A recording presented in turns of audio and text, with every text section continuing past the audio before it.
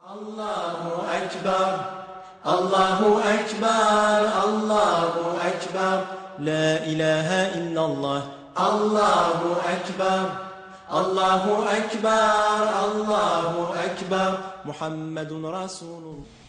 الحمد لله والصلاة والسلام على أشرف خلق الله سيدنا محمد بن عبد الله صلوات الله وسلامه عليه وعلى آله وصحابته الكرام. Merci de nous recevoir dans notre émission viatique du génère comme annoncé par Djibril Maïga. Nous avons sur ce plateau aujourd'hui un invité spécial, Fadilat Cheikh Ahmed Tal. Cheikh, assalamu alaikum. Alaikum salam. Merci de nous avoir honoré de votre présence. Cheikh Ahmadou Tal n'est plus à présenter, auteur du livre Dimension de l'islam, également Niche de secrets fait partie de ses ouvrages. Il est également l'auteur du livre Le verset du trône, inspiré par la lumière de la réalité mohammedienne. Et vous avez certainement eu l'occasion de lire ou d'entendre parler de ces différents ouvrages. Cheikh Ahmadou Tal est considéré comme l'un des spécialistes de la numérologie, de la science des lettres et des noms et attributions d'Allah subhanahu wa ta'ala. Donc avec Fadilat Cheikh, dans cette émission, nous allons vous parler du rappel ad-dhikr. Nous sommes dans les mois bénis de Ramadan. C'est un moment de profiter, c'est un moment de faire beaucoup de zikr. Alors, Cheikh, assalamu alaikum. Alaikum salam wa rahmatullah. Merci encore de nous honorer de votre présence. Par rapport au zikr, nous sommes le mois béni de Ramadan. Qu'est-ce que vous avez pour les téléspectateurs d'Africa Télévision? أعوذ بكلمات الله التامة من شر ما خلق. بسم الله الرحمن الرحيم. ولا حول ولا قوة إلا بالله العلي العظيم. اللهم صل على سيدنا محمد الفاتح الخاتم ناصر الهادي وعلى آله حق قدر المضرزين. Au nom de Dieu, le très miséricordieux, le tout miséricordieux, que Dieu répande durablement sa salvation sur le creuset de ses théophanies, sur le dominium de ses épiphanies, l'ipséité de sa miséricorde, notre Seigneur et Maître Mohammed. Puis que se répand salutairement sur sa famille, sur ses compagnons et sur le salut. Et d'emblée nous disons Alhamdulillahi Rabbil Alamin, Alhamdulillahi Rabbil Alamin, Alhamdulillahi Rabbil Alamin. Nous rendons grâce à Dieu, de par le saint prophète, par la bénédiction salutaire de notre maître, Cheikh Seydi Ahmad Tijani Chérif radiyallahu anhu, pour déclarer aujourd'hui, face à l'histoire, avec vous, à nous et pour toute la communauté islamique, le fait de parler ou d'enseigner ou de s'enseigner ce qu'on appelle la sapienza islamique, qui recouvre deux aspects fondamentaux, la charia et la sunna. Vous avez parlé de zikr. Je tiens d'abord à remercier la communauté malienne, en l'occurrence ma nièce Aminata Tal, qui a bien voulu m'inviter pour faire quelques conférences ici avec vous. Je remercie également le chef de l'État malien, son gouvernement, ses ministres et tous les guides religieux de ce pays,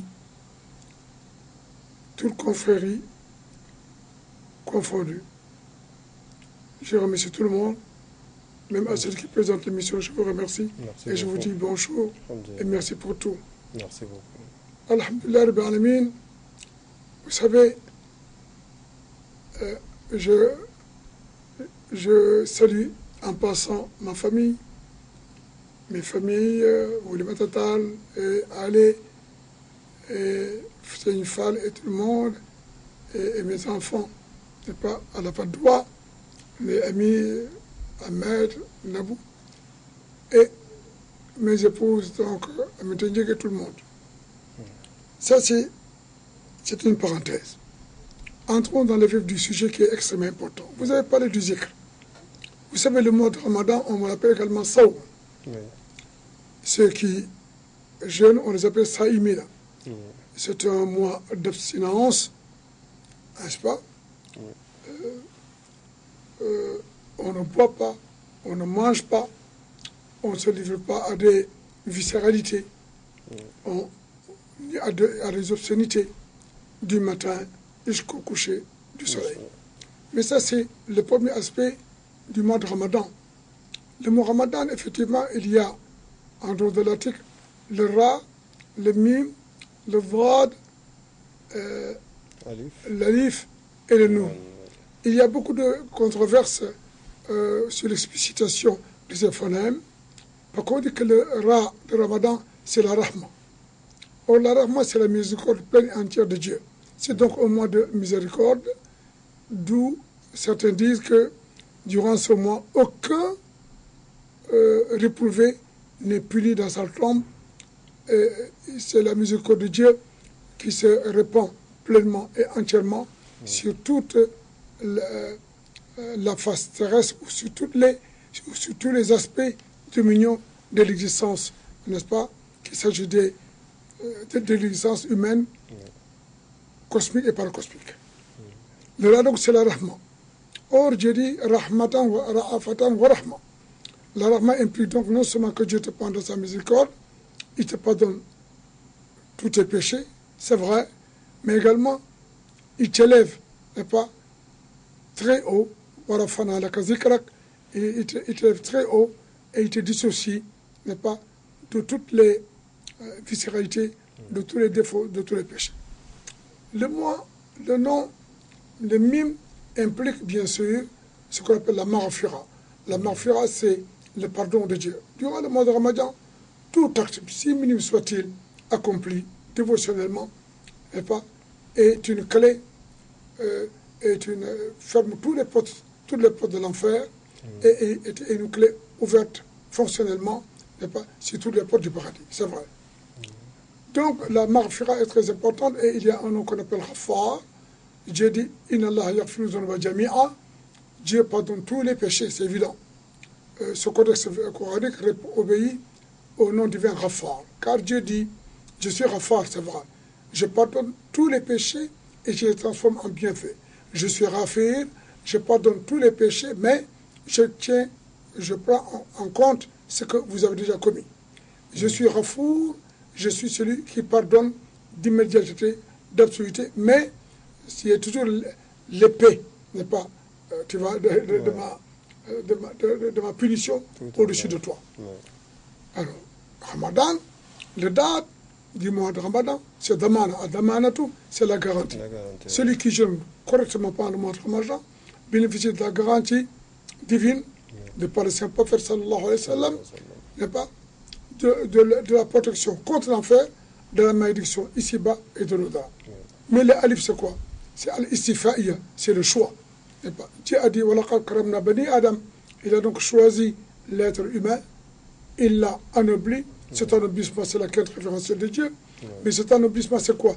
C'est le maqam al-qurb, le rapprochement entre toi et lui. Tu vois, comme disait un saint, il dit à Dieu, toi qui n'es pas moi, jamais je n'ai été sans toi.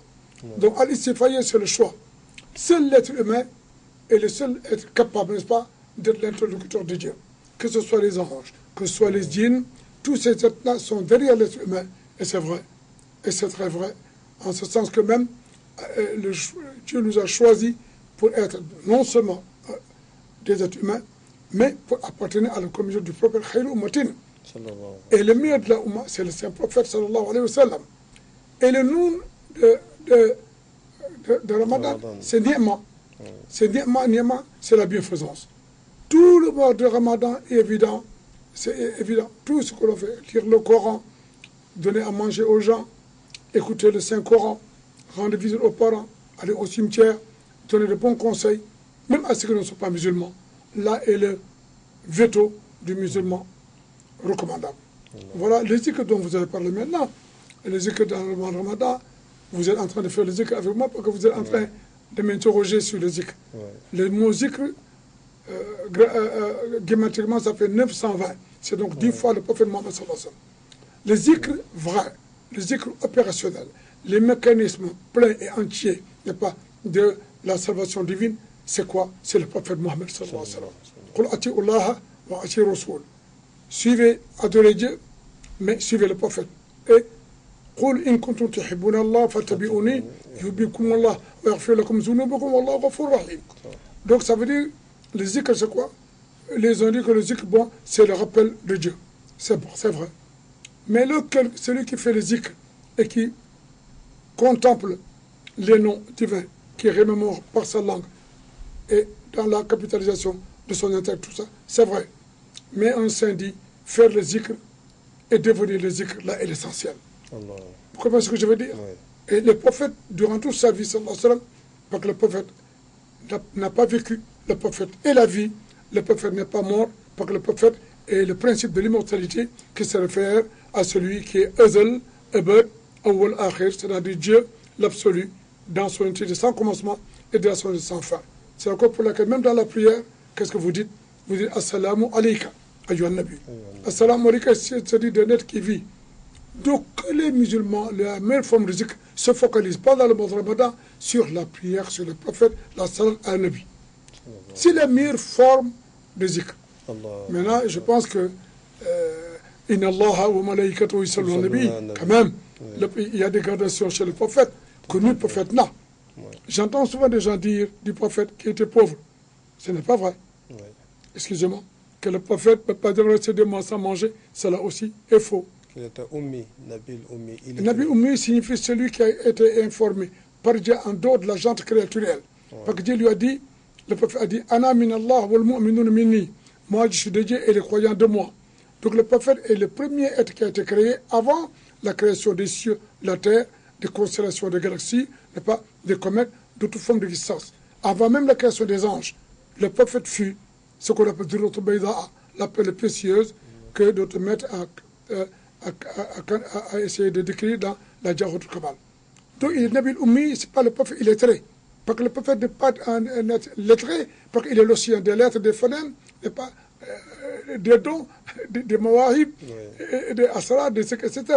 Donc il est celui par qui que Dieu est formé, il est le maître des maîtres, et il est le murabbi kulli shay'in fi din wa dunya wal akhirah. Ça c'est vrai. Ummi ici, c'est Ummi signifie celui maître humain, quoi. Non, il n'a même pas. Le prophète est l'humanité. Le prophète dit que c'est un être humain, il est l'humanité. Il dit que le prophète est bon, il est la bonté. Qu'il est beau, il est la beauté.